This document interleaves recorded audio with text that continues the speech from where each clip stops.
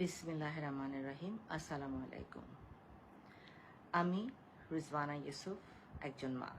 আজকে আপনাদের সামনে আমি একজন মা হিসেবে প্রথমবারের মতো আসলাম। আমার ছেলেকে আপনারা সবাই চিনেন, ফারাজ করিম চৌধুরী, যাকে আপনারা মানবতার ফেরিওয়ালা বলেন আপনারা নিজেদের ভালোবাসার থেকে। আজকে জাতির এই সংকটজনক মুহূর্তে আমার ছেলে চুপ, এটার কারণ মা হিসেবে আমি অন্তত জানি। সে যেই ত্যাগ স্বীকারটা করছে সেটা কোনো দালালির জন্য না, সেটা কোনো দলের জন্যও না, সেটা তার পারিবারিক একটা চাপের মধ্যে আছে দেখে সে আপনাদের পাশে দাঁড়াতে পারেনি। কিন্তু সে মন প্রাণ দিয়ে যতটুক পারছে কাজ করে যাচ্ছে, চেষ্টা করছে যাদেরকে ধরে নিয়ে যাওয়া হয়েছে তাদেরকে যদি ছাড়ানো যায়। কিন্তু আমি চুপ করে বসে থাকতে পারিনি, কারণ আমি জানি আমার দুই সন্তান আমার কাছে কত প্রিয়। একটা মা হিসেবে আমি বারবার আমার ছেলের দিকে তাকিয়েছি, কিন্তু তার দিন ও 5-6 রাত ঘুমায়নি যখন এটা শুরু হলো। ও চেহারার দিকে আমি তাকাতে পারতাম না। আমি মা হিসেবে কিরকম একটা সংকটময় অবস্থানে দাঁড়িয়ে আছি সেটা গত কিছুদিন ধরে আমরা সবাই পরিবারে সেটা এটার ভিতর দিয়ে যাচ্ছি।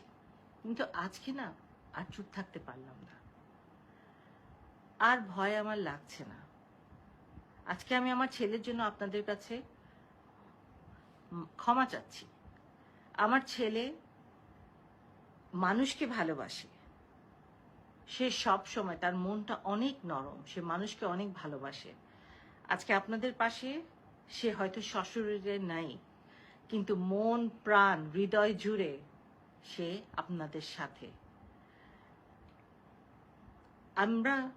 আমি আমার ছেলে হয়ে আমি লজ্জিত, আমি আজকে লজ্জিত বলছি নিজেকে, মা হিসেবে আমি লজ্জিত আপনাদের সন্তানকে সাথে আমার ছেলেকে পাঠাতে পারিনি। অনেকে হয়তো বলছেন যে আমার ছেলে গেলে চিটাগংয়ের হয়তো কোনো ছেলের গায়ে গুলির আঁচড়টাও লাগতো না। আমি তাদের কাছে মাফ চাচ্ছি, সেই মাদের কাছে আমি মাফ চাচ্ছি, যদিও আমি জানি যে সন্তান হারানোর মতো কষ্টের এর থেকে ভারী আর কিছু নেই। আপনারা আমাকে বলে দিয়েন, যদি এখনো কোনোভাবে আমি আপনাদের কোনো কাজে আসতে পারি। আমি একজন আইনজীবী, আপনাদের যদি কোনো ধরনের আইনি সহায়তা লাগে নির্দ্বিধায় আমাকে বলবেন। আমি আজকে প্রথমবারের মতো আমার ছেলের সাথে আপনাদের সামনে এসে দাঁড়িয়েছি, একজন অপরাধী মা।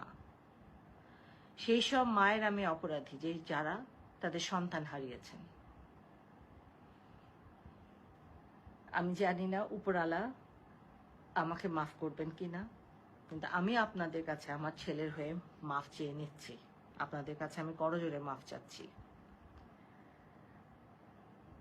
আমার যদি করণীয় কিছু থাকে, এক ফোঁটা যদি কিছু থাকে আমাকে বলবেন, আমি সেটা করার জান প্রাণ দিয়ে চেষ্টা করব।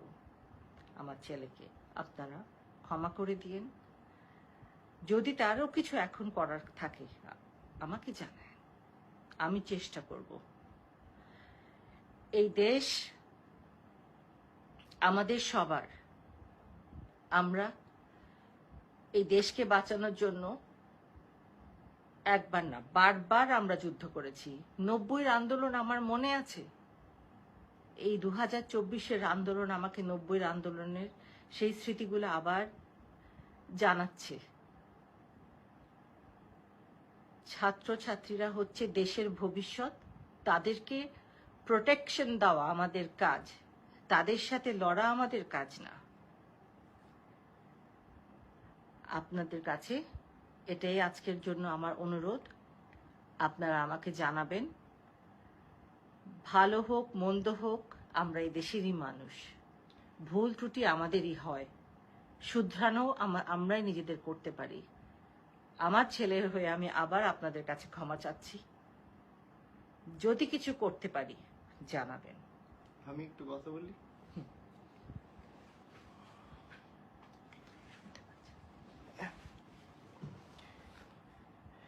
বিসমিল্লাহির রহমানির রহিম। আসসালামু আলাইকুম।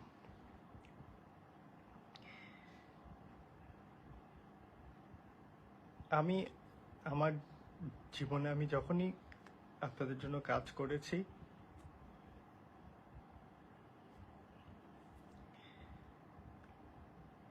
আমি সৎ নিয়তে কাজ করার চেষ্টা করেছি।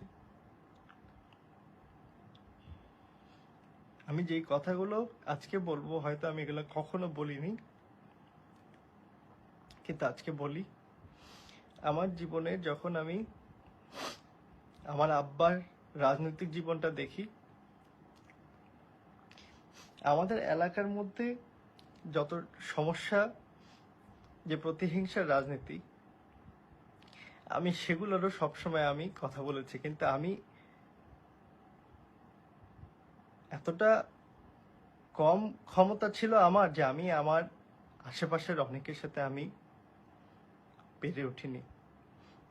এটারই একটা জিনিস এবার আমি সাফার করলাম। আমাদের এই স্টুডেন্ট আন্দোলন হওয়ার সময় আমাদের এলাকায় কিছু কিছু ছাত্র শুধুমাত্র কোটা আন্দোলনের পক্ষে পোস্ট করছে বলেও তাদের উপর হামলা হয়েছে। আমি জানি না কেউ সাক্ষী দিবে কিনা, কিন্তু আমি কয়েকজন ছাত্রের জন্য আমি পরবর্তীতে সবার সাথে আমি যুদ্ধ করে আমি তাদের জন্য কাজ করেছি।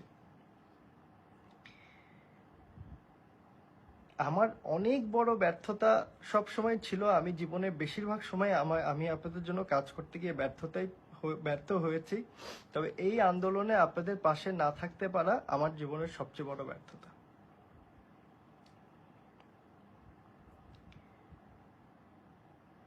কিছুটা হলেও হয়তো আব্বার জন্য আব্বার দিকে তাকাইছি।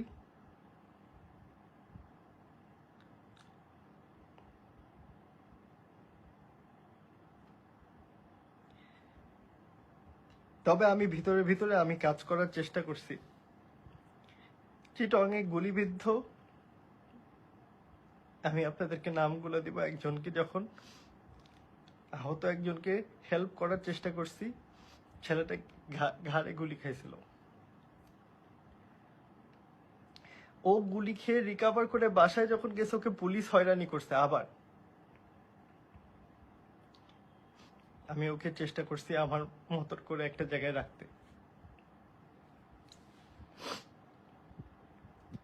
চট্টগ্রামে আমাদের এলাকায় যেসব ছেলেদের বাড়িঘর এর উপর হামলা হয়েছে, একে একে করে করে চেষ্টা করছি তারা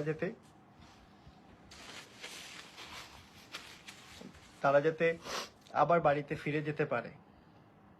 এবং আমি কোনোদিনও এই কথা বলিনি যে আমাদের এলাকায় সব ঠিক। আমাদের এলাকায় প্রতিহিংসার রাজনীতি অনেক বেশি।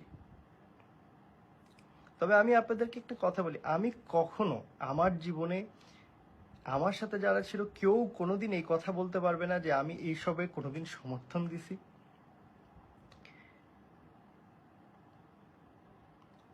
হ্যাঁ, এটা ঠিক যে আমি অনেক দেশের দুর্যোগে কাজ করেছি, কিন্তু এটাতে আমি করতে পারিনি। এটা আমার ব্যর্থতা, এটা আমাকে নিতেই হবে। আমি আহত কিছু শিক্ষার্থীদের কাজ করার চেষ্টা করছি। একটা কথা আজকে আপনাদেরকে বলি, গতকালকে চট্টগ্রামের ছেলেটার বাড়ি গোপালগঞ্জ, তবে চট্টগ্রামে পড়ে। মিরপুর 1-এ মাসনুন নামে একটা ছেলেকে গ্রেফতার করে নিয়ে যায়।